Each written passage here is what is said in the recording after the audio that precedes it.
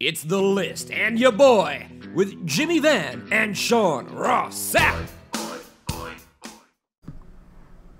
What's up, you guys? Sean Ross Sapp here, managing editor of Fightful.com. It's Wednesday, time for The List and your boy, and it's a big week. We got a lot to talk about. Ric Flair's health, Baron Corbin's cash-in. It's SummerSlam and NXT weekend. Of course, Fightful.com has you covered for all the fun that's going to be going down this weekend. Also, head over to our Fightful.com forums. Jimmy Van has a contest that he's running for the Fightful forums over on the WWE section where you can win a Ric Flair Defining Moments action figure. Head over there, got to register, join our wonderful community. Jimmy, what's up? How you doing? I'm doing good. You know, I was telling you off the air, and I always love taking everything off the air and putting it on the air, how last week's show, there were a couple of guys on YouTube that were shitting on me, and they were saying that I was Doesn't sound sanitary. Well, literally speaking. I still love that Nigel's here with the laugh. Yeah, it's good. But no, but they were kind of shitting on me, saying that I was kind of pushing my weight around with you and showing my authority, quote unquote. And I quite frankly don't know what I did on the show to give that reaction. I don't know what I did. So I was like, I don't think I can win, Sean. Regardless, I don't think I can win. You know? I didn't see this, and I can't wait to go back and look at the comments. Although, I will say, I love Nigel being there as well, because it reaffirms how hilarious I am when you no-sell my jokes. Right. So I can be like normally I'm like, damn, did that one fall flat? No, it was just Jimmy. Let's see what kind of comments we have here. And I don't want to encourage trollish behavior, because I was told today that I needed to go back to Canada so Alex could host the SmackDown show. Who told you that? Somebody on YouTube. Okay.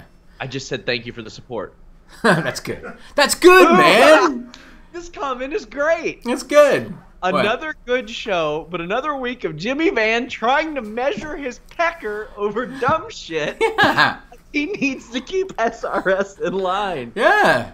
Nothing says good job on a story like bitching about YouTube trolls getting a voice. Oh, is that what it was? So that's how YouTube works, Jimmy. I gotta say, I don't know what he's talking about. Yeah, because I told you to stop deleting YouTube comments, and you said, well, the user could do it or something like that. Remember? But that was something like that. Solid comment, but yeah, I don't know that happened last week or anything. That's all right. It's all right. I've come to learn you can't win in these situations because, you know, the quote-unquote authority figure has got to be the heel anyway, right? So yeah, I guess. I don't know. People call me heel SRS now, Jimmy. I've heard. Russo even said that about you.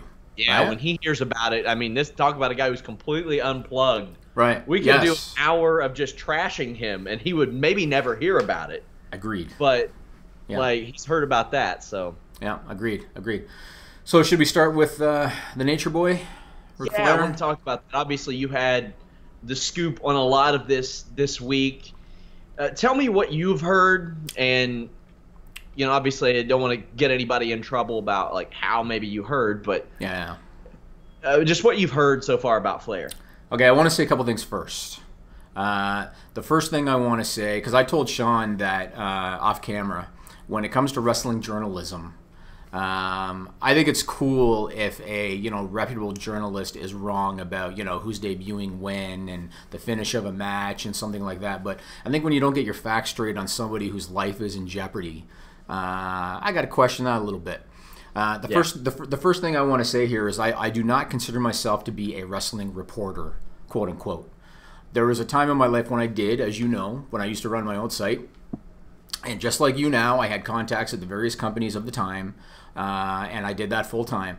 But my life went in a different direction, as you know, and as happens in life sometimes, I lost touch with a lot of those people. And the people that I know now, the ones that I still communicate with now, it's pretty much on a friendship level. And so usually, even if I am told something wrestling related, I just tend not to mention it, especially if I'm asked not to. In this particular situation, I was told on Monday morning by, as we now know, a legitimate source, but I knew it was a legitimate source. I was told Monday morning that Rick was in a medically induced coma, and I chose to report on it on Twitter for a few reasons. The first reason was that it was already out there that he was in the hospital. It was already known he was in ICU.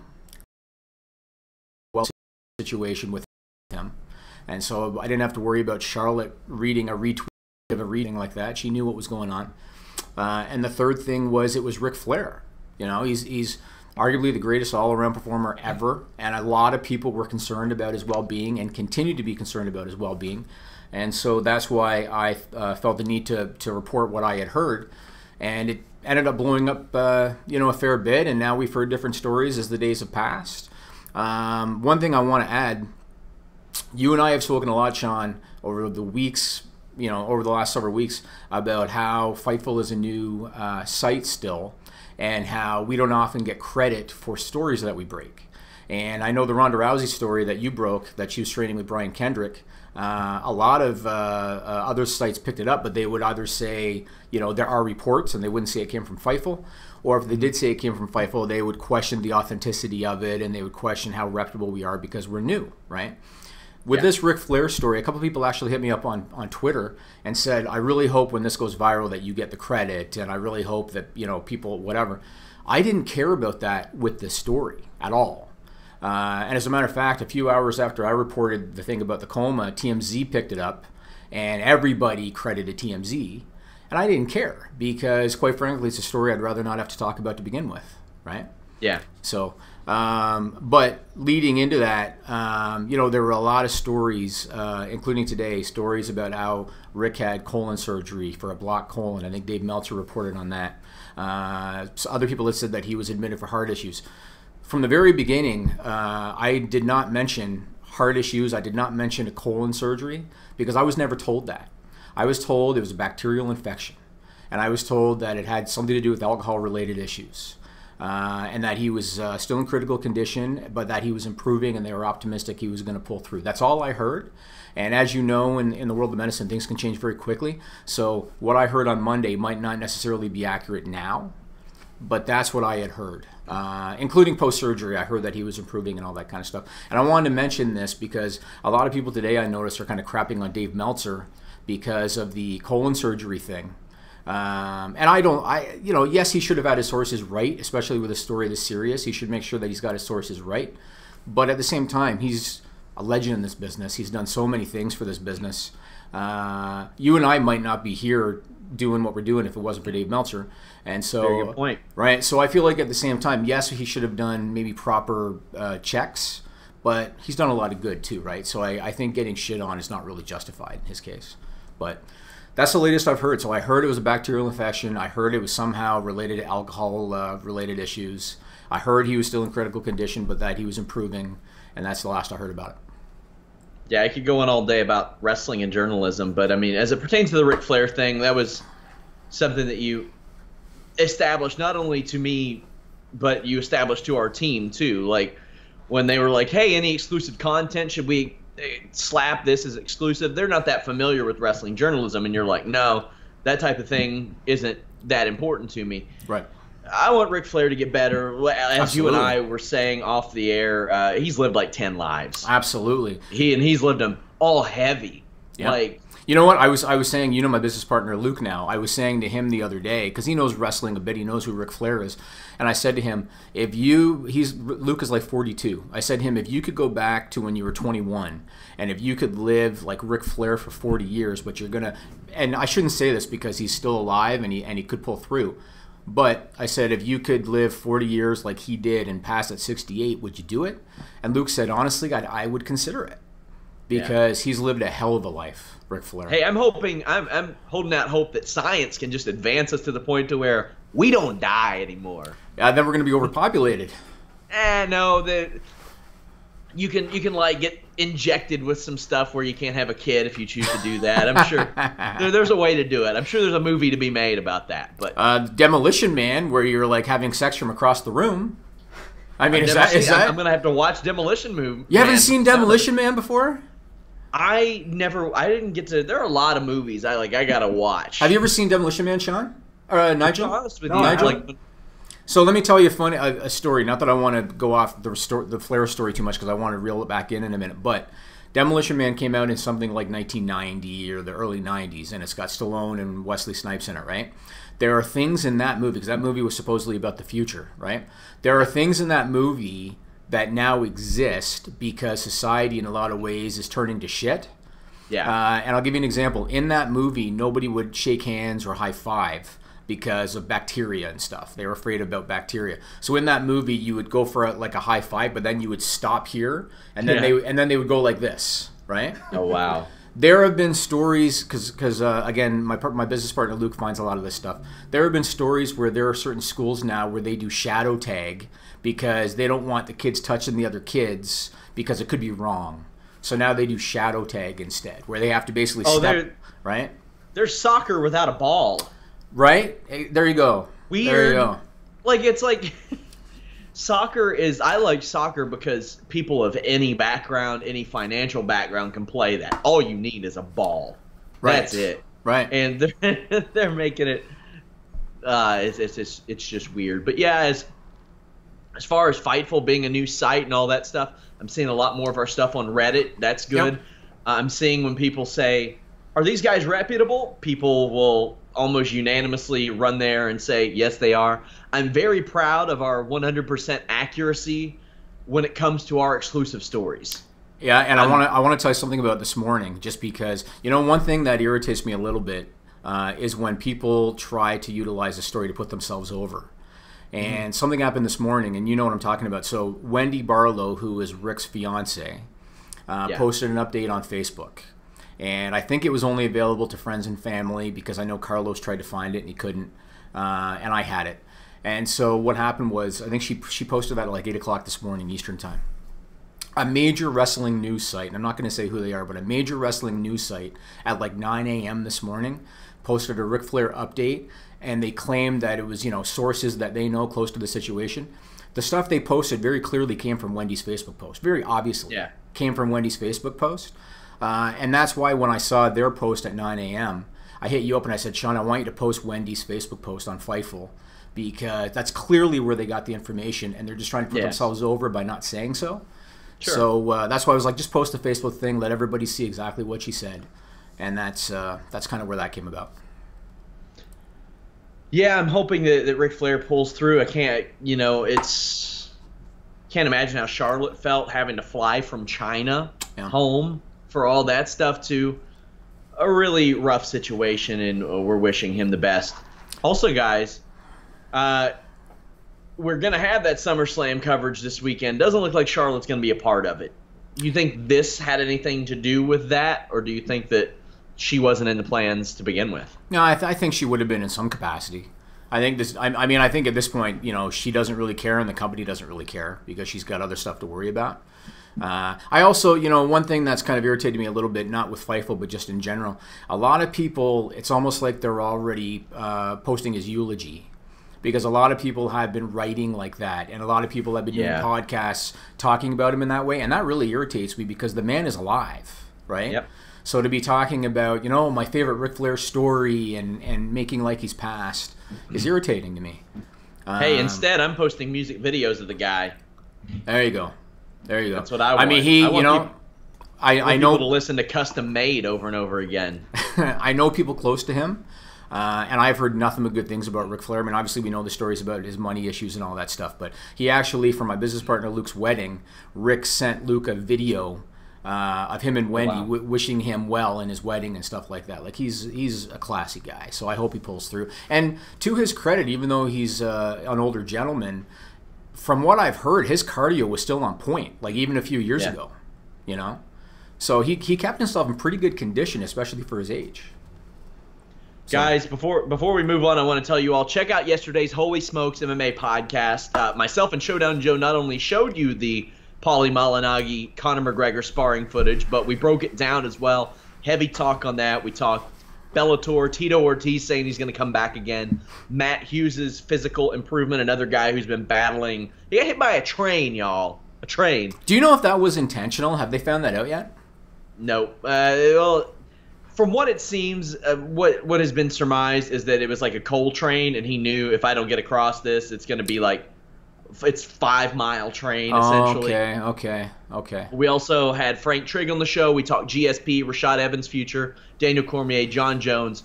Holy Smokes MMA podcast. Go check it out. You guys will absolutely love it. Also, of course, we have that big coverage for Mayweather versus McGregor on August 26th. It'll be myself, Showdown Joe, and lead boxing writer Carlos Toro, who will be covering the event for us. It's going to be a big night, Jimmy. A big, big night. Yeah, SummerSlam's going to be a fun show. Yeah, and, oh, yeah. You know, even though Brock Lesnar is scheduled to be at Barclays Center on Monday. Yeah. Oh, man. And I've had so many people trying to rationalize that. Like, well, we don't know. We don't know. It might be him saying bye. Yeah, Brock Lesnar seems like the kind of guy to go out there and do the princess wave. Yeah. No, yeah, I mean, you know what it could be in theory, and I told you this. It could always be one of these things where they announce it now, but then if he loses, then he's not there because of the stipulation. I mean, it could be that. Well, they pulled the tweet. They did, really? Mm-hmm. Okay. Which I think made things even worse. It did make things worse. Absolutely. And there were a lot of people saying to me stuff like, well, they advertised Kevin Owens versus Brock Lesnar for the Universal title, and then they still had it without the title. And I'm like, okay, were either one of those men booked in a loser leaves town match before that? No, they weren't. So I want to tell Nigel this quick because Nigel loves stupid shit. So WWE is going to be at Barclays in Brooklyn 4 nights in a row, right? Okay. Sunday is the big show with SummerSlam, and Brock Lesnar's stipulation is that if he loses his match, he has to leave the company. Oh, that's on Sunday, right? Okay. Barclays has announced that on Monday he's going to be at Raw. And so everybody's like, well, thanks very much for just killing the match. Wow. Yeah, that's what happened. But we'll see what happens. It's a bit anticlimactic. Yes, indeed. Potentially. In one of the most highly anticipated WWE title matches, I think, in recent memory. I'm still looking forward to it, and I couldn't help but notice on Monday that Roman took a back seat, man. That was all about Braun and Brock, you know? So Roman Reigns, I think, okay, almost in the Triple H spot where he's not the guy, but he's like 2 or 3. Yeah. Ooh, I think that's where Roman Reigns' money is to be made because he is way better than anybody could give him credit for. I really wanted to do like a sit-down video explaining to non-fans the history of Braun Strowman and Roman Reigns because of all people that I showed this weekend, my grandmother is a Braun Strowman fan. Yeah. I showed my cousin and my grandmother footage of Braun Strowman, and they love him. Yeah. They think that he's great. They're like, wait, he just shows up and tears shit up? Yeah. I'm like, yeah, that's his whole deal. And you know what? Wow. Roman Reigns, you got to give Roman Reigns respect because he put Braun on the map. He did. Oh, 100%. Yeah. Absolutely. Absolutely. Braun Strowman is not who he is right now without Roman Reigns. Absolutely. And without Roman Reigns being the polarizing character that he is. 100%. Braun was, you know, just wrestling scrubs every week until he suddenly was in there with Roman. I mean, he was definitely the guy that... And let's be honest, if you put anybody else in that spot, if that was Dean Ambrose, doesn't mean shit. If it's Dean Ambrose, right? It took Roman Reigns to get him where he is, so absolutely. Also, that guy behind you put him on the map as well. Really? Virgil put him on the map? Pretty much. Pretty much. Yeah, but my right. cousin and my grandmother were like looking at this guy, and they're like, wow, he's like the size of the mountain from Game of Thrones. And I don't know anything about Game of Thrones, but I know how big the mountain is. Well, he is the mountain among men, Sean. That's true. So, son of a bitch. So let me ask you this. So on Raw on Monday, WWE gave away 2 SummerSlam matches for free. Do you really drink with your pinky out? Is that legit? I do on this show. Okay, so that's not real. You just kind of pull it out for the show? Okay. So anyway, Raw on Monday, they gave away 2 SummerSlam matches for free in advance. Neville and Tozawa for the Cruiserweight title. Finn Balor and Bray Wyatt. Question number 1, what did you think of that strategy of them giving away 2 matches for free, which are still going to take place at SummerSlam? Well, I mean, they also kind of gave one away on SmackDown in a way, New Day versus Usos. Well, it's going to be a different pairing, right? Yeah, but I liked that mentality of where they beat the one guy who wasn't going to be in the match. Right. Neville and Tozawa, normally I would say, man, I don't know if that's the guy to beat Neville, but Akira Tozawa has exceeded all expectations that I think they've had. He's gotten over. Yeah. Titus Worldwide has gotten over. There is so much that Akira Tozawa gets that a lot of people don't get. Like he understands that stupid, short catchphrases get over very well. Repetitive catchphrases. He got one. He made it work. There's this funny clip that I saw a while back, and it was recently like reposted on Twitter, of Akira Tozawa on the Indies, and it was like his opponent called, I think, Velvet Sky up to the ring apron to give him a kiss on the cheek or whatever it was, to like just be a dick heel. Mm-hmm. So Akira Tozawa has Dean Ambrose in his corner, and he's like, Dean, get up here, kiss me on the cheek, to try to mess. Like he gets the comedy aspect, he gets the realistic aspect, he gets the dramatic aspect, he gets the entertainment aspect. Akira Tozawa is a really good piece of that cruiserweight division. I think he's way better than Austin Aries ever thought about being in that division. More interesting. So I'm going to reserve judgment, as I will with a lot of the things that happened on Raw and SmackDown this week, until after SummerSlam, and see the direction that they go. I think the pairing of him and Titus was brilliant, because it helped separate him from the rest of the cruiserweights by giving him a quote-unquote manager. And I think like you said, his facial expressions and his presence. And the only thing that I didn't like about that match, and this is me nitpicking, and it's really nitpicking, was the fact that it took him about 23 minutes to get to the top rope to drop his finisher. That irritated me a bit. It's one thing to, I don't know if he was selling his injury or if he was just building up the dramatics, but it took him forever to get up there. But aside from that, the crowd took to it. I think he's great. I think he's good. Now, where there was a positive in that, there was a less than positive with Finn Balor and Bray Wyatt. What the hell was that debacle on Raw? What was that, Sean? I don't like Bray Wyatt as a character. You know how we heard for years that Vince McMahon, what he used to do, and maybe he still does when it comes to WrestleMania, he would have the matches set for Mania, and then he would work backwards, right? Mm-hmm. And they said that's what they used to do. It seemed pretty clear to me that their end game here was to get the Demon at SummerSlam, right? That was their end game. So they knew they wanted to do that, and then they had to work backwards. And it seemed to me like, here we were, it was time for Raw, and they were coming up empty. That's what it came off as. They knew they want the Demon at SummerSlam, but they're coming up empty. And somebody decided, let's gangrel Finn Balor, which, number one, made no sense because Bray's never done that before. Never, number one. Number two, did he have to beat him clean in the middle in order to get to that point? That made no sense. Number three, did Finn Balor have to roll around the mat like a frightened deer after he poured the stuff on him? That's what he did, Nigel. He rolled around the mat like a frightened deer. He did. After he poured the stuff on him, which made Finn Balor... We have lots of deer here, I can confirm. Yeah, he rolled around like a frightened deer. The whole thing was ludicrous. And I think it was Anna Bauer that even said... I think she posted a picture of him, like with the fake blood on him, and she said, clearly, whatever word she used, the demonic side of him is going to come out, because it was obvious. That's what they were going to do. He looked like the demon when he had that stuff on him, right? So I found it sloppy. I found it lazy.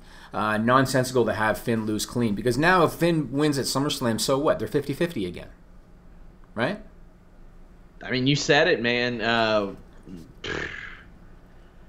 Bray's not a good character. He hasn't been delivering in the ring. Finn, I mean, we had a live event correspondent who said there were pockets of "this is boring" chants during the match, and it wasn't a long match. Yeah, really. I mean, you know what? But Bray used to be a good character. I used to like Bray a year ago. I liked him a lot more as the Deliverance guy than I do as the audio visual student who moonlights in bad art projects. He's basically Nigel in a wrestling ring, is what he is. Because Nigel can do that shit. He can get a projector going with flies on the canvas and stuff like that. Are you going to start cutting promos on me? Like, like have him do some goofy shit? That would be fun. But, yeah, it wasn't good. And Finn Balor, like, I don't see the giant support that I saw for Finn Balor ahead of last year's SummerSlam. Agreed. And last year's SummerSlam, maybe it's because he's new. Maybe it's because... I don't know, but I don't see it there. No, I agree. I mean, they just haven't handled him very well. All he does is come out with the jacket and pull the things on the jacket out, and he just does the same thing every week. I mean, like what? I think that Anderson and Gallows could have given him some personality. Could have brought his personality out. Yeah. Whether face or heel, all parties would have benefited from that. Finn, Anderson, Gallows, and WWE all would have helped. I think sometimes it'd be more entertaining to watch Finn build Lego structures in the ring. Yeah. Just so you know, Nigel, because Nigel's laughing and he doesn't know why. So Finn Balor is a Lego maniac. Oh, okay. And he has them all over his apartment and stuff like that. So maybe they could just have him do that. Have him build a Millennium Falcon on Raw on Monday night. Yeah? Might not be a bad idea. All right, do you want to go to the first? I forget what one we're doing first, Sean. You want to set it up? Oh, okay. I thought we were. Gosh, I lost track of time. I know. I spoke to one Vincent. I think I don't know what the hell his middle name is. James. James. Maybe? That's right. James. Vincent James Russo recently, and of course, I'm a big proponent of hearing him talk about the Attitude Era, old stories and stuff. One of the first things I asked him was about the logistics of getting some of the vehicles into the arena, into the ringside. So here's Vince Russo. You know I'm sexy, and then you know I'm sexy boy, I'm not your boy. It wasn't like an unusual scene to see Stone Cold Steve Austin driving something to the ring. We saw trucks, we saw beer trucks, we saw Zambonis. What were the logistical effects in making some of that happen? Because as we saw with like the Zamboni one time, it dragged a lighting grid across the backstage area. You know, Sean, that's where like so many people are so freaking misguided, and like, you know, they'll say, oh, you know, my only success was at the WWE because, you know, Vince McMahon was the filter. You know, you'll hear that over and over. Bro, that has nothing to do with it. What people don't understand, because a lot of people don't understand the freaking business and the structure and how it works. When I was a writer for the WWE, bro, we could write anything. We could write anything into the show, whatever we envisioned in our minds, and it would happen. We knew that we had the production team, Kevin Dunn, the director. It would happen. Whatever we wrote, whatever the expense was. There were no boundaries, bro. If we needed a Vince McMahon sports car to get filled up with cement, we wrote it down and knew it was going to happen. That has to do with money, bro, and also, you know, people there that got the job done. That was the beauty at the WWE, bro. Once I went to WCW and once I went to TNA, as I'm writing the show and I'm getting these ideas in my mind, I'm already editing myself because I know they won't be able to pull it off. I know that, number one, they don't have the finances. Number two, they don't have the people in place that are going to be able to get what is required. So in my mind, if I thought of something, I'd go through the process. Nah, they're not going to be able to do it. They're not going to be able to afford it. They're not going to be able to find it. So we would eliminate it. Bro, at the WWE, you could write freaking anything and it would happen. That was the beauty of it, man. How many vehicles did you guys destroy? Like Lincoln Continentals and Corvettes? Like, bro, how does Sean, do you have to clear that with the venue when you go in there and you pour cement into a Corvette? Oh yeah, of course you do, bro. But I'm sure there was a lot of payola too, you know, because we were never denied anything, bro. Fire marshals, nothing, and I didn't get involved in that. But we were never denied anything. But, bro, you'll love this story because, again, a lot of people, these are the fun things, Sean, nobody talks about. This is why I like doing your show, because you uncover these things that are so freaking interesting if I'm a fan. Bro, do you know how many times Steve Lombardi was usually the guy, would freaking rent the car, bro, and get the insurance on the car from Hertz, National, whatever car dealer, knowing we were going to wreck the car, bro. He would. Have you ever seen the movie Jackass? Yeah, where Johnny Knoxville rents the car and does the demolition derby. Bro, we did that. And then freaking Steve Lombardi would have to return the car. And he'd have to say, I don't know what happened. I parked it and I came out and this is what it looked like. I mean, bro, those are the things like that I look back on and I'm like, how the freak, like, can you imagine, bro? But like, those are the things that like nobody talks about, which really are the funny things about the business. Bro, I can't tell you how many rental cars in my day, the WWE, we went through, I would say easily 24 rental cars, bro. Easily. Steve Lombardi seems like the kind of guy that's like, yeah, I'll go to jail for WWE. Exactly. I don't care. Him and Harvey. I gotta give Harvey Whippleman credit. Both of those guys, bro, would have done anything for the company. And which leads me to the fact, bro, like how is Steve Lombardi not in the WWE Hall of Fame? Like, it's crazy, right? Are we really going by a won and loss record? Like, seriously, bro? The guy did so much for that company. It's unbelievable, man. Well, if we're going by win and loss record, Ric Flair will be the first one to tell you he probably shouldn't be in. Like, he shouldn't be in because his joke is that the only matches he ever won were his title matches. Right. Yeah. A couple of the infamous spots with that Titantron. There was one where Droz pushes Hawk off the Titantron. And I am an admitted Droz fan. I liked his look. I liked that he was in LOD. I thought he fit really well. How do you all pull off something like that where you're pushing a guy in Hawk, who I think was near 40 at that point, off of a Titantron all the way down? Does he have like a crash pad down there? Absolutely, bro. I mean, bro, here's another thing. You bring up another thing, Sean, a lot of people never freaking talk about. Bro, a lot of times when we would do these crazy stunts, Vince McMahon would volunteer to try it first, bro, because he wanted to make sure it was safe and nobody got freaking hurt. Bro, I'll never forget. Remember that zip line at WrestleMania with Shawn Michaels?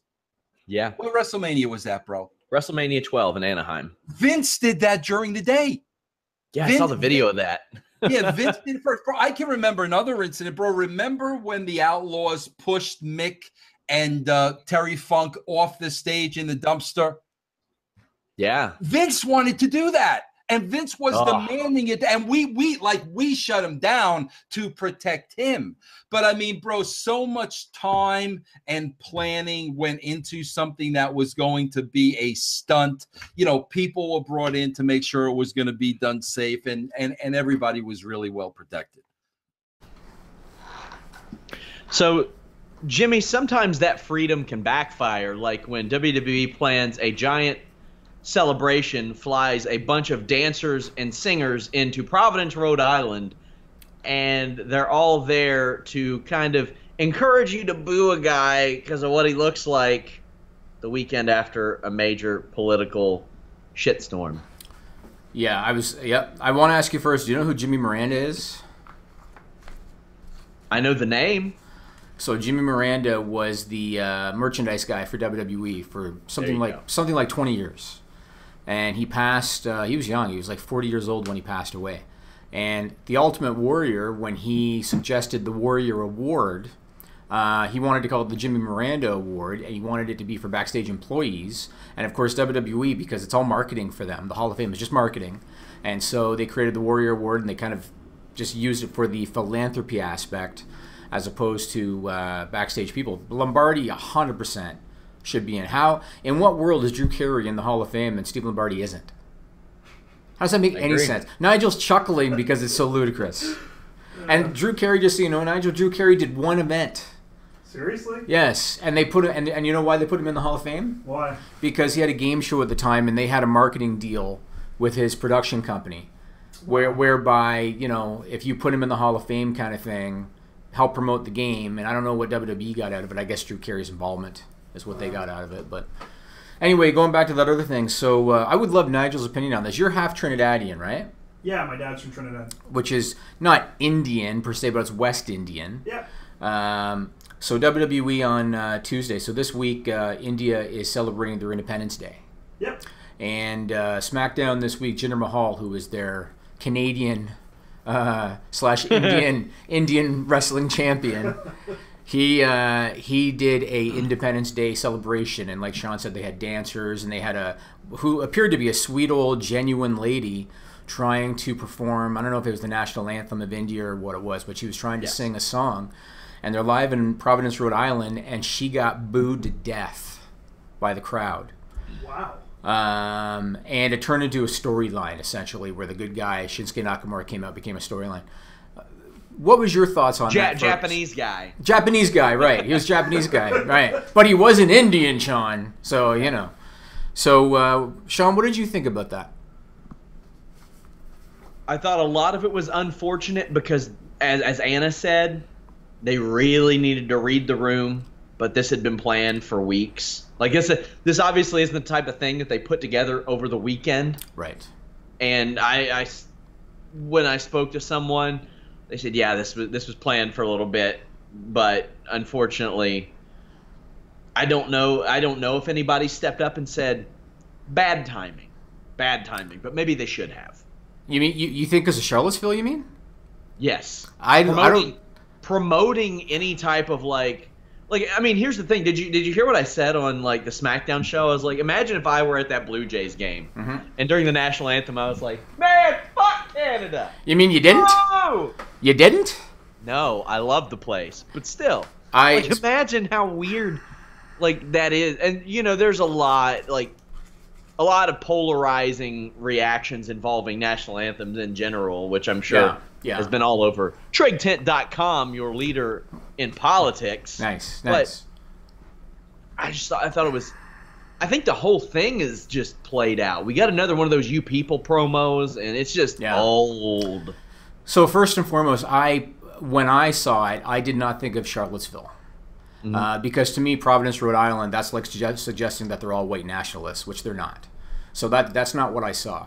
What I thought of, and quite frankly, who I blame for this whole scenario was Vince McMahon, because for 40 years, Vince McMahon has programmed his fan base, especially his American audience, to hate non-Americans. And he's programmed that for decades. How many times did we see Hulk Hogan not only beat up Nikolai Volkov or the Iron Sheik, he would tear up their flag, he would shove it down their throat, and the crowd in, Providence, Rhode Island was programmed to cheer that. And that's what he's done for 40 years. And so, I remember, this just kind of hit me. I remember WrestleMania 9, Yokozuna versus Bret Hart, right? And I was just going to love this. So one guy's Canadian, the other guy's supposed to be Japanese, even though he's really American, but he's supposed to be Japanese. So you have a Canadian against a Japanese guy. The crowd's chanting USA. Seriously? Yeah, and Bobby Heenan, who was doing commentary, was shitting on the fans, even though he's also American, was shitting on the fans, saying they're idiots because you've got a Canadian guy and a Japanese guy and you're chanting USA. The fans have been programmed by Vince McMahon for 40 years to hate anything non-American. And so the fact that those fans in Providence, Rhode Island were booing this poor old lady that was trying to do this Indian song, I think they only did what they've been programmed to do. And they look, and the poor Samoans that have been in the WWE, they have to be versatile. Like Yokozuna had to be Japanese, and Rikishi at one point was a product of the Iron Sheik. And not only that, but they like in the 80s, the Wild Samoans were basically told, "I want you to eat raw fish and pick your nose." And that's what they had to do. They couldn't just be two really tough, big Samoan guys. They had to pick their nose and eat raw fish on television. That's Vince McMahon. That's what it is. I want to ask you this. How will the eventual Laurinaitis extended family stack up against the Samoan wrestling family? Because think about this. Think about this. Yeah. You have Johnny Ace, who connects it all. Yes. He's married to the Bella's mothers. Yeah. The Bella's mother, not multiple. Johnny Ace's brother is Road Warrior Animal. That's right. His son is an NFL player. Not anymore. An NFL player, but you got Nikki Bella, Brie Bella, and then of course they are married to John Cena and Daniel Bryan. That's a couple of high-profile names on the edge there. Then one of the greatest tag team wrestlers of all time. They're getting a good start there, aren't they? And Daniel Bryan, they have a daughter now. Hey, there you go. So, you never know. I'm sure Cena and Nikki are probably going to have a kid too. Yeah. Right? But anyway, going back to this Indian Independence Day thing, the person I felt the sorriest for was that lady, quite frankly. I felt horrible for her. Yeah, because she was clearly, obviously she was booked to be there, but she was trying to do a genuine performance, and she probably didn't know anything about wrestling. And whenever they would show a crowd shot, because of course they have to stereotype, right? So when they would show a crowd shot, not only would it be a shot of a guy booing, but it'd be a guy in a wrestling T-shirt booing. Because those are the ones that are going to boo the Indian guy. So I felt sorry for her. I did not compare it to Charlottesville at all. That didn't even cross my mind. This was Vince McMahon. This is what I programmed these people to dislike. And I think the crowd's reaction would have been the same even if the events of the weekend hadn't have happened.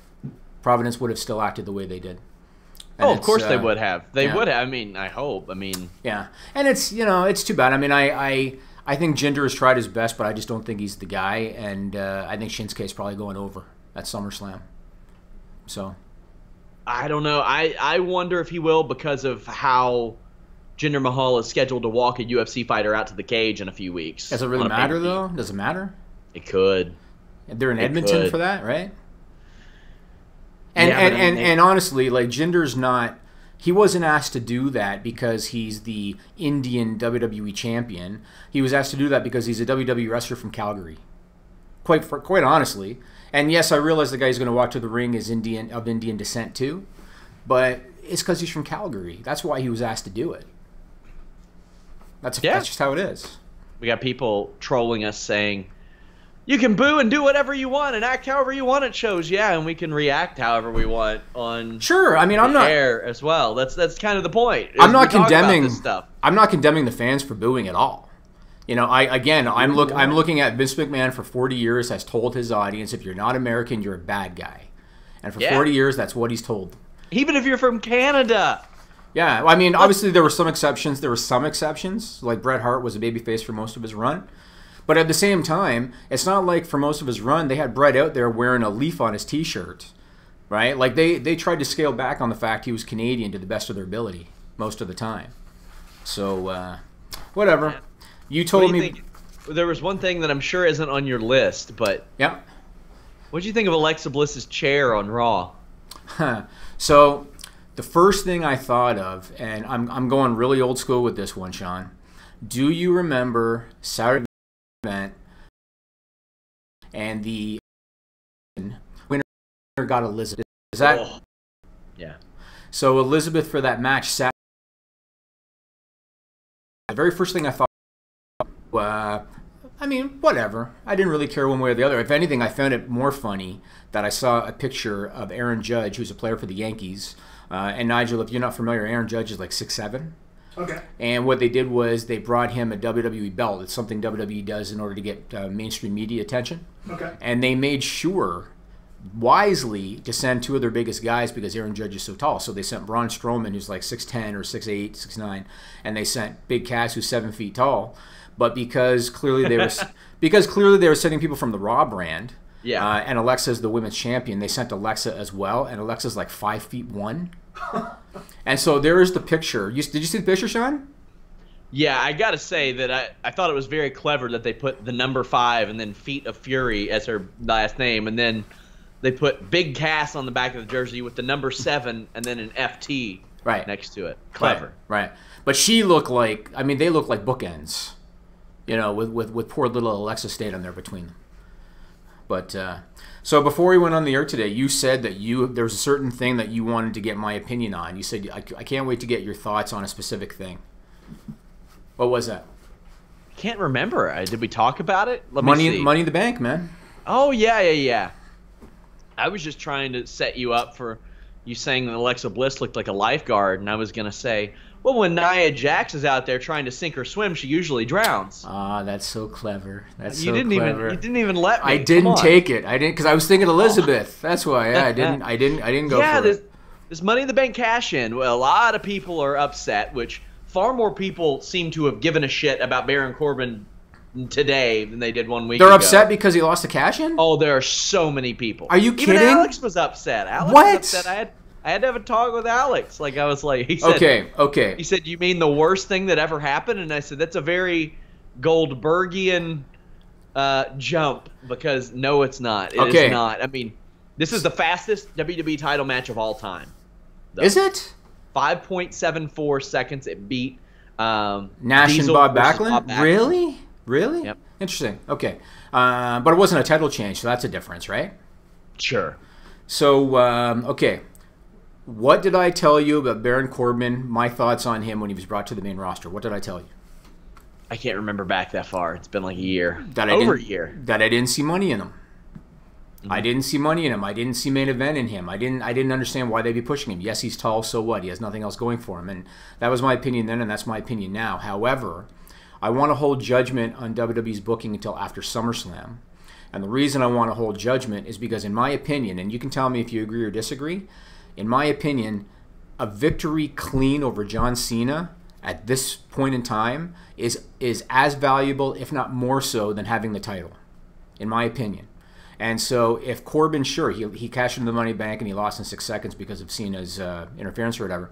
If he beats Cena clean at SummerSlam, causing Cena to then go to the Raw brand for a few weeks or whatever, then who cares?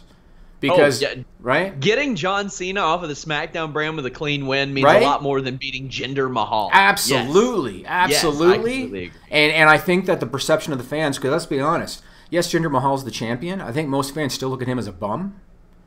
And they booked him that way too, but I think they still look at him as a bum. But you can still look back to guys like Kevin Owens. Kevin Owens, from going in there on his first night on the main roster and pinning John Cena, elevated Kevin Owens. Yeah. And whether he had the title or not didn't matter. And I think, again, if Baron Corbin pins John Cena and then if John Cena disappears from the SmackDown brand, that's going to elevate him, whether he's the champion or not. So I didn't care that he didn't cash it in. There were so many people that are like, well, what's the point then? What, every single one of these needs to have the same ending? Like, right. That's fun. Yeah. Okay, so every single Money in the Bank winner needs to win. No, they don't. I think there's only been 2 now, right? Because Cena was the other one, wasn't he? Cena, Sandow, and Corbin. Oh, Sandow. Okay. Yeah. Okay. And, like, I don't see it as an issue. Like, people are acting like the whole pay-per-view, like, didn't matter because he didn't win. What? No. It's story development. Maybe this will give Baron Corbin the edge that he needs. Maybe all of a sudden Baron Corbin goes on a spree because of this. Maybe Baron Corbin turns that corner and does something very special because now he doesn't have this briefcase and it gives his character that new edge. That might be the case. Like saying, what's the point? Like, I mean, you know what? I don't know. If Corbin loses to Cena at SummerSlam, then I'll question the booking. Although, again, like I said, I just don't see money in Baron Corbin, and I never have. And if he loses to Cena, maybe WWE has changed their mind on him, and maybe that ship has sailed. But my belief, when I saw that he got beat by Jinder due to Cena's interference, I just assume he's going to beat Cena, and that's going to be his big receipt off of that. So. And we got people saying, did they take Corbin out of the title picture because they don't know how to fit him with the direction? My God, like, we don't know if he's out of the title picture. It's been like 15, 16 hours. Yeah, and so long as Jinder's the champion, he's not going to be a contender anyway, right? Because they're not going to do heel on heel. Nobody's going to pay to watch that. So it doesn't make a difference. Although I love the reaction. My immediate reaction was to laugh maniacally. Oh, really? Just that part of me, I was like, damn, they went there. Yeah, But I think now I'll even if Corbin loses on Sunday, I'll wait to see how they portray him the next couple weeks on SmackDown. Right. It's not always a punishment, you guys. There's more to these stories than meets the eye. And I had somebody saying it's because he argued with Dave Meltzer. That doesn't have a damn thing to do with it. They don't give a damn if somebody argues with Dave Meltzer. And if so, there would be a hell of a lot of people who didn't get pushes. Yeah, it's nothing to do with anything. Nothing to do with anything. Nigel, let's go to Stupid People because I have a phenomenal one for Sean this week. Awesome. One of the best ones ever. This is a stupid song, it just goes on and on. You might find some meaning, but you would be wrong. Okay, I'm going to save the best one for last, and you're going to love it because I just know you will. So, first and foremost, credit to Trevor Strong for the song, the stupid song. Go to trevorstrong.org to check out his work. Let's go to the first one here. Reported on August 14th by the Orlando Sentinel, a couple transporting a barbecue grill were injured. Nigel's laughing already, and I just started. A couple transporting a barbecue grill were injured after their rental SUV exploded. The wife was trying to light a cigarette, and the grill was turned on with a propane tank open and connected. Both people were burned, but the injuries are not life-threatening. How do you load up the grill with it on? And not know. And escape, like, unharmed. Yeah. To begin with. I guess because they were driving, so a lot of the gas would have escaped, right? Did they die? No. Okay, that's good. Yeah. Burned, but not life-threatening. Dumb, but that's good that they lived. Yeah. Oh, my. I just don't get that. Like, Yeah. Ooh. Let's move on. So the next one, ironically, this is also Florida because the first one was Orlando, so I don't know what that might say, but it was reported August 15th by the Associated Press. that a Florida man was sentenced to 6 years and 5 months in prison for accidentally shooting a gun while taking a selfie in a strip club bathroom. Par for the course. You see this all the time. People All the posing time. for their you posing with guns and stuff, and you see them go off like. Really? Yeah. Oh yeah. There are tons of videos like not in strip clubs. Like Yeah. first off, how's he getting a gun into the strip club anyway? That's a good question, but there's a little twist to this, and the reason that he was given 6 years. So, a guy's 34 years old. His name is Roran Sorn, and he had prior felony convictions for burglary and attempted first-degree murder. And so this time around, he pled guilty to possessing a firearm as a convicted felon. That's why he got 6 years. Yeah, I can't wait to go to Orlando in a month. Yeah, I told you the in-laws live there. You think that somebody's gonna have a gun at Harry Potter World when I take my wife? I think you'll be okay. But you know what? There is I something. gotta worry about those damn wands. There is something that I've only seen. There's a phenomenon that I've only ever seen in Orlando, and that is drive-by panhandlers. Ooh, what? Yes, I was at a gas station with my father-in-law, and he was pumping gas at the pump, and a guy in a car drove up and asked for change. Yep, I saw it with my own eyes. Yep. Okay, this last one, Sean. This might be the best one ever. Oh boy, yeah, right. I bet it is. It was reported on August 10th by the Morocco World News, not to be confused with the Magnificent Morocco, Yeah. but the Morocco World News reported, I can't believe I'm going to read this, but this really happened. 15 teenagers, 15, all right, had to be treated for rabies after sexually assaulting a donkey. No. Yes. They had to spend a week in hospital getting treatment with vaccinations. And here's the kicker, Sean. Here's the kicker. Local authorities made the owner of the donkey kill it to avoid further risk of spreading the disease. Where do we even start? You filthy sons of bitches. Yeah. So that means So that they local gangbanged authorities a donkey. and local they gangbanged a they donkey. they gangbanged a donkey, and local authorities were concerned if somebody else tries to fuck the donkey, then they might get rabies too. So the donkey is the problem. The yes. donkey is the issue. And the donkey was the victim. They killed the donkey. Yeah. The teenagers. Nigel's laughing. The teenagers didn't kill the donkey.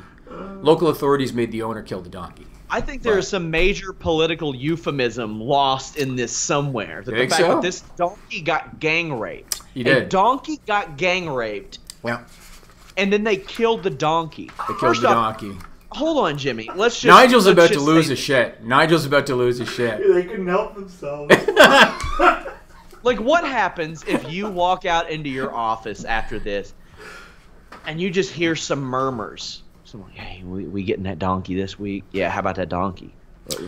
What's up? I with the think I donkey? could. Did you order the donkey? I can think of certain faces and certain names right now, and I could probably tell you who that would be. But But first off, I want to know how you coordinate a donkey gangbang. well, that's why there was 15 of them, because somebody's got to hold the donkey down, right? 15, I know, but that's the thing. How do you coordinate it? How do you find 15 other disgusting errand boys that think that gangbanging a donkey is the good thing to do? Were they all males? That they didn't report that. I assume they probably were, but the only thing I can think of is maybe they don't have Tinder in Morocco. Man. Nigel, have I told you this week I love having you in the room? I love having you in the room, man. Not He's enough. sitting at his desk, like busting a gut, sitting over in front of his computer there. It's awesome. But yeah, that's Man. what happened. That one needs some special attention. Yep. And when I saw it, because I've learned with you, Sean, that to get the best reaction out of you, it's got to be something to do with penises, or like some kind of sexual activity, and then that will get the biggest reaction. So yeah, that's what happened. Just disgusting errand boys. Yep. You Let's fucking disgust me. let's go to a Twitter question that we have this week. So a gentleman named Simon at SI1927 said, "Can you guys discuss Adam Cole to WWE and what you guys would do?" Now, you can answer first, but before you answer, I want to say this, because I don't know why I've watched a bunch of Adam Cole stuff. He reminds me of like the offspring of CM Punk and Dolph Ziggler. Mm-hmm. Do you get what I'm saying? Yeah. Because he's got elements of both of them, and that's who he reminds me of, CM Punk and Dolph Ziggler. Now, not to negate his in-ring ability or how well he's over or anything like that, but I mentioned this on the SmackDown show. When he takes that picture with Triple H, you're going to see that he's not the 5'10", 210 pounds he's billed to be. Right. That's just not the case. If that will affect him, I don't know. Right. He is a very charismatic dude. Well, I don't want to say very charismatic. Pretty charismatic dude. I think he can get it done in the ring. Yeah. I would do the Ring of Honor like stable. I'd put him with Roderick Strong, Kyle O'Reilly, and Bobby Fish. That's what I would do. See if one or a few of them can really emerge out of that, and see how it goes. Almost like the Radicals. Otherwise, some of those guys might get lost in the shuffle. So let me ask you this question. So let me give you my opinion first. So I think you and I both know that personality trumps in-ring ability in WWE, right? And that's a fact. And it could be argued that look trumps them all with Vince McMahon and with Triple H. But personality trumps in-ring ability. And so when I look at the latest crop of NXT signees, including the guys you mentioned, Roderick Strong, Bobby Fish, Kyle O'Reilly, even Bobby Roode to a degree, even Eric Young, Drew McIntyre, to me, Adam Cole has the best shot of all those guys of making on the main roster because he's got a presence about him, I think, that the other guys don't, and he's got personality about him that they don't. I think his size is going to hinder him. But he just, like I said, he reminds me, in terms of personality, he reminds me a lot of CM Punk. Let me ask you this question. The last shot neck breaker. Are they going to let him do that? It's a dangerous looking move to me. Yeah, he'll probably get something else. I mean, he used a reverse DDT for a while, too. I don't know if anybody else is doing that these days. Yeah. There are a lot of moves that I think, like, need to be brought back. Yeah? Like, there's a lot we need to reintroduce into the thing. Like, I agree. Curb stomp, 100%. The curb stomp, yeah, poor 100%. Seth Rollins has suffered so much from that. And everybody took it so safely. I mean, they'd be 2 feet off the mat when he was doing it. You know what I mean? Like, everybody took it safe. Like, yeah, and just name it something else. But they're going to tell me that that's because they're afraid kids will do it or something? No, there's a lot of other moves that I'm more worried about than that. Absolutely. Adam Cole, I think that if Bobby Fish and Kyle O'Reilly end up on the main roster as a team, they stand a decent chance, but you never know. I think Kyle O'Reilly is one of those guys who can just make his name in the ring. Yeah. Adam Cole stands a decent chance. It just depends because, Jimmy, you know we've seen it a million times. No matter how good somebody is in the ring, there's always that, yeah, but look how small he is guy. Like, well, that's why what he needs to do is he needs to win over the crowd. And obviously, there's only so much he can do because if Vince and Hunter decide not to go with him, then they're not going to go with him. But I look at a Daniel Bryan, and I don't even look at CM Punk, because Punk is a lot bigger than Adam Cole. Like, Punk is a bigger guy than a lot of people realize. But Daniel Bryan is about his size. And so when he's trying to be, especially. But right now, CM Punk fights at 170 pounds. I know that, but in wrestling terms, he was a bigger guy. And he's also like 6'1". But Daniel Bryan is about Cole's size, more or less, maybe even a little thicker than Cole. But I look at it like Daniel Bryan was able to win over the crowd. And you can argue, oh, they just wanted to do the yes chant, which, you know, is possible. But he got over. If Cole can win the crowd, I think he'll do all right. I think that the other guys, O'Reilly and Fish and those guys, will have more trouble doing that, I think, even though they're good in the ring.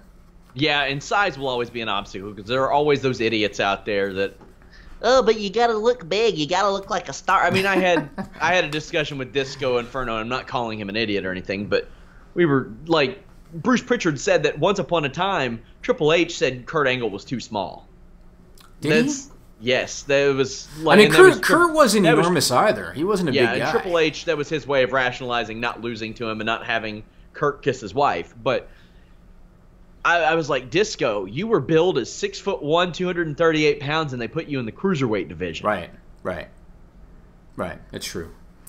So Brandon Howard had a report up on Fightful this week that got attention. Per usual, because Brandon is great at what he does. WWE Network is coming to China.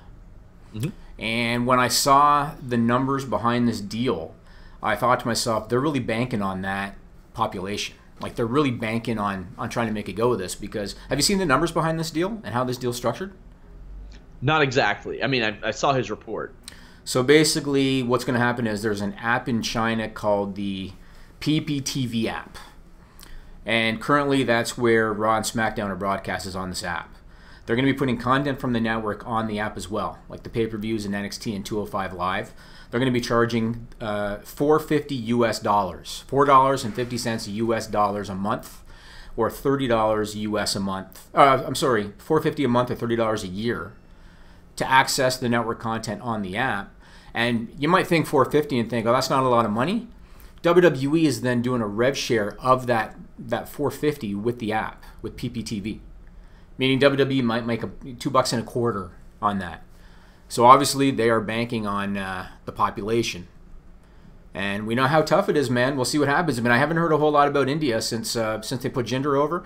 And when you look at China, much like India, they've tried to recruit Chinese wrestlers, much like they've recruited Indian wrestlers. Yeah, they sure have. But there's nobody ready. I mean, I think the guy closest has been Wang, or what's his name now, Tian Bing?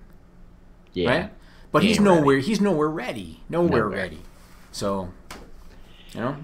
Yeah, and Shane McMahon found out firsthand how hard it is to try to break into video on demand, pay-per-view, whatever it is he tried to do in China. Yes, he did. And it did not go well for Shane McMahon. So, I guess you could say they're trying to make a bang in China, right? Kind of like Diamond Dallas Page makes a bang here on the list, and your boy, Nigel. Self-high five.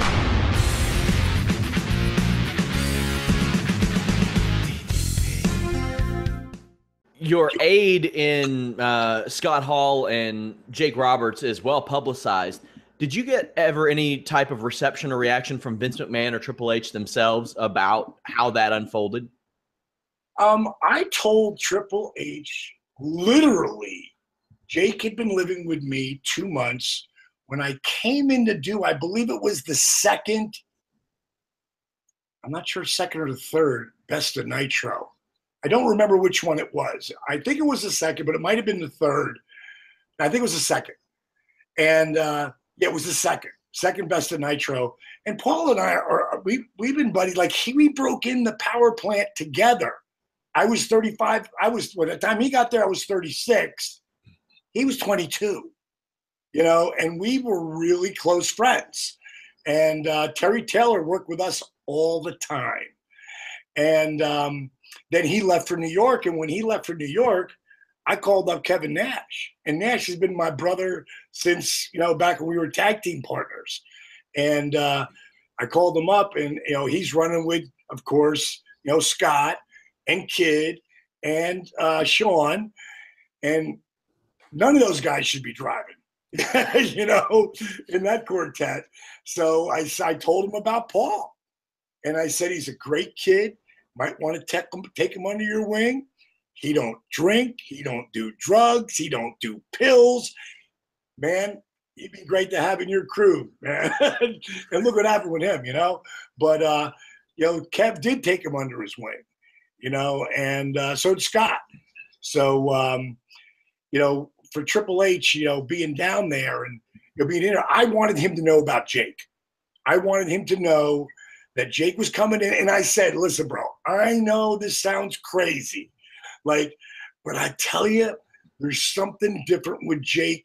And I think maybe, you know, maybe he might. I know I'm not saying he's going to do it. I mean, I backed out of it as I was saying he could possibly do it like 5 times, you know, because I'm not going to nail myself. Oh, yeah, he's going to get his shit together. Like, you know, why would I think that? Now, there's no Scott Hall at the time, just Jake, you know, and then it came down to that WrestleMania and, you know, Hall of Fame. I wanted to bring Jake with me. And you got to remember, Jake was kind of like banished from the WWE for a long time because Jake said a lot of things, you know, he probably shouldn't have said. Not probably, he shouldn't have said, but he did. And he didn't just like burn the bridge. He nuclear blew it up.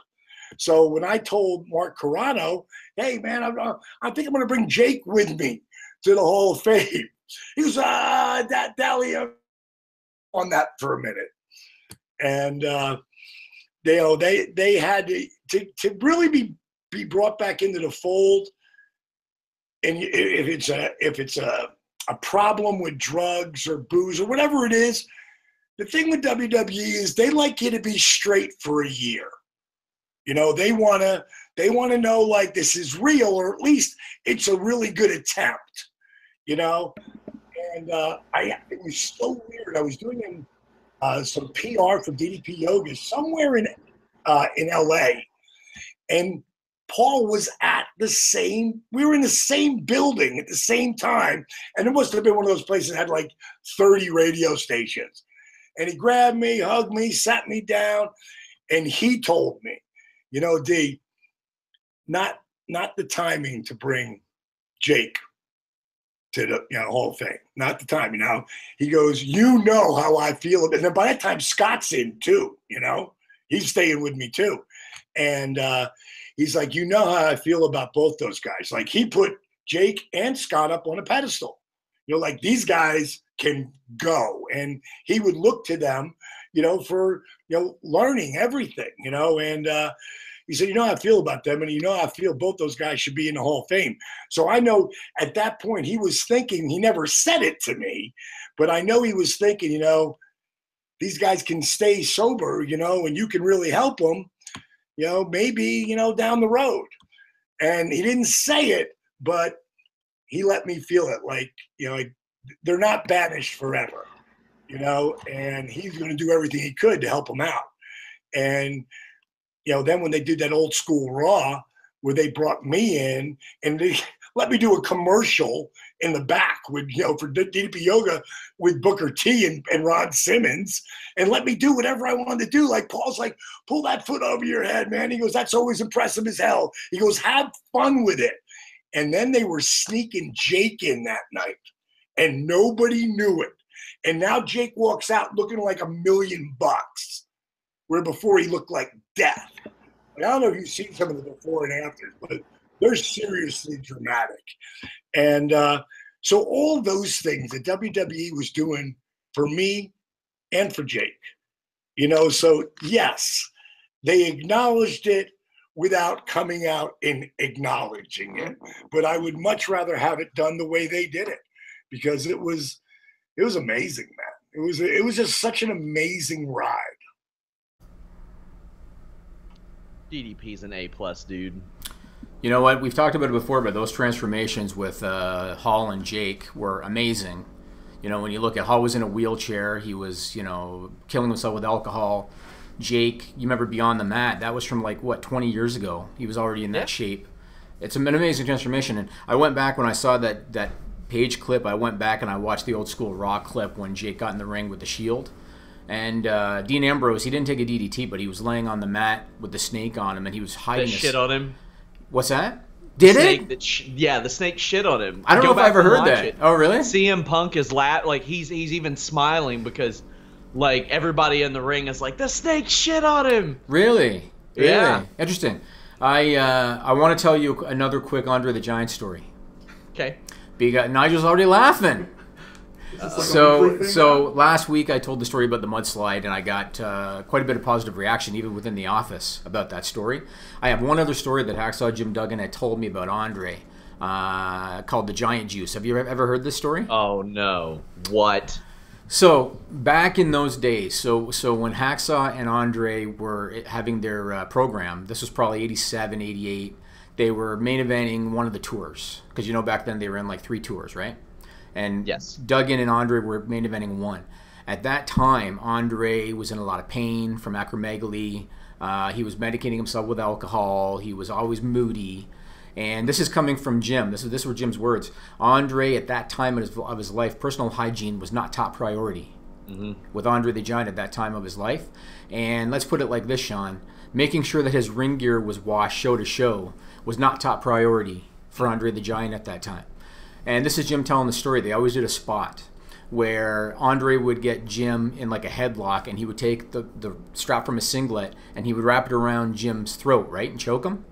And what Andre liked to do, because Andre even at that time of his life was still, he had a lot of power. He was like the mafioso leader in the locker room. And even if certain guys might have been tougher by that point, they're not going to touch him.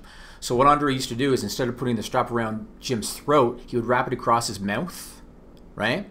And as Jim would put it, because Andre wouldn't wash his gear after every show, Jim would end up with a mouthful of what he called giant juice from having the strap wrapped across his mouth. Yeah.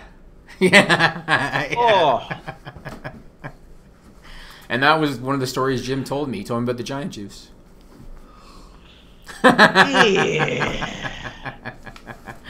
Nigel also reacted the way you did on that. That was pretty awesome. I want to talk, before we wrap up, I want to talk a little bit of Global Force news. They just reached 1 billion YouTube clicks. Clicks? Is that it? What? Views, whatever. Views, okay, but that's across everything, right? In their history. Impact, TNA. Right, which doesn't really mean a lot. Good for them. No, so a few things came out. So first off, they have stripped Alberto of the title. They have a live show coming on August 17th, Destination X, and apparently they have another major announcement because Impact has major announcements on a weekly basis. So they have a major announcement about the title. They signed Johnny Mundo, a.k.a. John Morrison, a.k.a. Johnny Nitro, whatever. And Angelina Love asked for her release and was granted it. And Angelina Love thing isn't a surprise, considering Davey. And they're no longer together, I don't think. Really? Yeah, no, I don't think they're together anymore. And I chatted briefly with Angelina a few days ago just to see how she's doing because I heard that she was spending time. She's from Canada, a city called Cambridge, Ontario, and her family still lives there. And I heard she was spending some time up there with her son, and I hit her up and chatted a little bit, see how she's doing. No, I think they split, and I think that I remember seeing Davey changed his Twitter to single father, if I remember right. Ooh. So yeah, because they weren't married. They were never married. Or were they married? They were married. Okay, I think they split. I think they did. I didn't ask her about it, and she didn't say anything about it. I just remember Davey's Twitter said single father, if I remember right. You're looking it up right now, aren't you? Yeah, it just says father. Okay. I thought I saw single father at one point, unless things have changed. Maybe things have changed. Well, I'm not surprised. Angelina Love, Velvet Sky, all those girls go in and out of that damn company. Like when Velvet Sky retired, or didn't retire actually. Yeah. I posted a screenshot of I think it was 5 different TNA clips that said Velvet Sky returns, and I'm like, fool me once, guys. Yeah. Fool me once. Yeah, but you know what? I haven't known Lauren in a lot of years. I used to know her back when she was starting out in the business. And I haven't really known her in a lot of years, but the girl that I knew back then was a good girl, good head on her shoulders. I hear she wants to go to nursing school now, so I think she's looking at life past wrestling at this point. I mean, she's in her mid to late 30s. She's got a son, so good for her, man. She got into wrestling. It was a dream. Got into wrestling. Now it looks like she's transitioning to a post wrestling life, and yeah. As a woman, to be able to get out of wrestling 17 years in at 36 almost. Right. Pretty good career. She was a part of one of the best eras of women's wrestling before this current WWE era, I think, because TNA's knockouts were something to watch back then. As for El Patron, he claims it was his idea. Right. Whatever. All these announcements. We'll see about announcements. Right.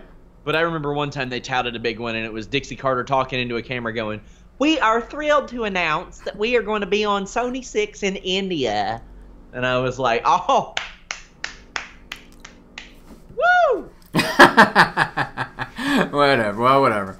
I'll give you a little piece of trivia, not really trivia, but a little thing about Angelina as well, is back when I used to book independent shows, and she started hitting the gym. She was getting into better shape. She wanted to turn heel because she had been a little babyface manager when she started out.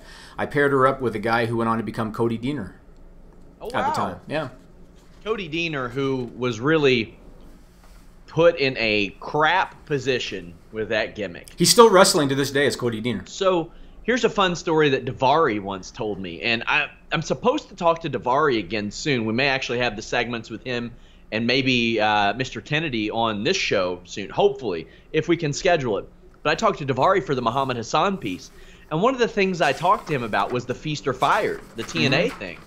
And he said a lot of that was a shoot. And he was like, a lot of guys got really mad at it. Like Chavo Guerrero threatened to take him to court for it. But when he was put in the match and they were like, oh, we don't know, you don't know which one you're going to be, he was like, all right, screw you guys. I'll just quit if it'll save Cody Deaner's job. So he quit, and then they fired Cody Deaner anyway. Do you remember when Daniel Bryan was eliminated from the NXT competition, and he cut a promo and called himself Bryan Danielson? Yes, I do. Because he had the same mentality. He's like, if they're gonna fire me anyway, I'm gonna put my real name over on television. Yeah. Before I got fired, right? So, interesting stuff, man. Bullet Club pushing hard for him and CM Punk. Pushing real hard. We'll see.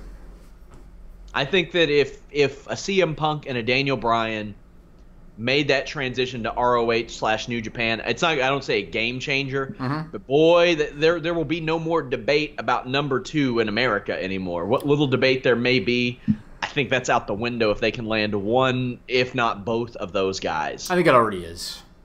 Yeah. I mean, Ring of Honor does more shows than Global Force, do they not? They do. They sell tickets. Yeah. They're syndicated numbers, what limited ones I can get, right, seem to be either on par, if not better. Right. You saw how the reaction to New Japan G1, Yep. that was one of our most visited live discussions of the year, was Right. the G1 special. So yep, pretty impressive. Yep, Pretty I agree. impressive. I agree. That's all I got this week, man. That's all you got, man. That's it. That's it. So, as we go into SummerSlam NXT weekend, what are you most looking forward to out of this? To be honest with you, NXT is, I find it's, I'm becoming disenchanted with it a little bit. I find that the interest level is not what it once was. I find that the buzz around it isn't what it once was. I love Bobby Roode, but I don't know if he's getting it done, if I'm being quite frank. So I'm probably most looking forward to, I think, the potential Braun-Brock confrontation. And that's probably what I'm most looking forward to, is that confrontation. And I want to see if Shinsuke wins the title. I've thought so much of Shinsuke for so long, and I think this is his time. So let's see if he wins the title. But I think Brock and Braun, I want to see Brock wrap his arms around that guy and toss him over his shoulder. I can't wait for that match. It's one of my more anticipated world title matches in recent memory. Yeah. I'm actually excited for the Hideo Itami Aleister Black match, because I've never looked forward to a Hideo Itami match since he's gotten there. Aleister Black is something else, isn't he? Aleister Black is special, I think. He is. Yeah. So there's some moments that I'm looking forward to on this. But guys, Fightful.com is the place to be. Go use our forum. Sign up for that contest. We're going to be doing a lot more as well. I think it'd be cool. I think between myself and Jimmy, we have enough stuff to give away that we can pretty much have a contest going fairly almost all the time. So I have like 5 of those Ric Flair defining moments figures. I saw some of them when I did the video blog about Canada, which you all should check out. Okay, those were, as you called it, my little mark center. But I never seriously call anybody a mark, though. I know. But no, those aren't the ones I'm giving away. They're at home. But I have a bunch of the Ric Flair ones. So we'll do the one for this SummerSlam contest, and then we'll figure out some other contests for the rest. Also worth checking out, guys, Brandon Howard's feature on New Japan and their attendance, as well as Carlos Toro's Fightful boxing newsletter that drops every Thursday morning. Some topics on the forum right now. Is Ziggler a heel again? WWE 2K18 update. Wow, WWE, just wow. And threads on the TakeOver and SummerSlam main event results. Definitely go check that out, guys. Follow Jimmy Van at JimmyVan74, me at Sean Ross Sapp, and us at Fightful Online cross-platform. We have the NXT conference call highlights up there. Jimmy, before we go, there's not really much to talk about. The same answer to every question was, it's possible, possible, it's possible. The one thing he mentioned, 2 things he mentioned that I think are worth us talking about, at least albeit briefly. Vince McMahon will ask him how an NXT talent is doing and when he can get a hold of them. And he says that the interest in the Cruiserweight Classic waned over time, so they're trying this binge format with Mae Young Classic. What are your thoughts on those two? Quite honestly, I'm impressed that Vince McMahon would ask as opposed to telling him. That impresses me, because we've heard how NXT is Hunter's project, but it's still ultimately WWE, and it's ultimately Vince McMahon. So I'm surprised that Vince wouldn't just tell Hunter, by the way, I'm taking this guy next week, and that guy's going to SmackDown. And if it's true what Hunter's saying, that he asks, that's impressive. The Cruiserweight thing, I can understand that. I mean, we've heard that 205 Live is, losing interest as well. So trying it this way, I'm all for it. I think that they're going to have a bit of a harder time with the women anyway, I think, compared to the Cruiserweights. So doing it in a condensed version, I'm all for it. And obviously, it's probably going to lead to 4 horsewomen versus 4 horsewomen. That's what it looks like. So that looks like that's going to be the end game. I think next time that Triple H has a conference call, I'll try to set up a live stream for that through Wirecast and all that, because I don't think anybody else is doing that. People post the audio, but not the live stream. Right, for sure. But we'll definitely get that up for you all at some point. That's it. Join us Saturday and Sunday for NXT and SummerSlam coverage. And don't forget the big Conor McGregor Floyd Mayweather fight. Fightful.com is the place to be. We've been doing crossover coverage every single day. This isn't like, oh, well, this big fight's happening, so we better do it now. That's us every single day for the last 13 and a half months. That's what we specialize in, so you're not going to get better coverage anywhere than Fightful.com. Until next time, guys, we're out.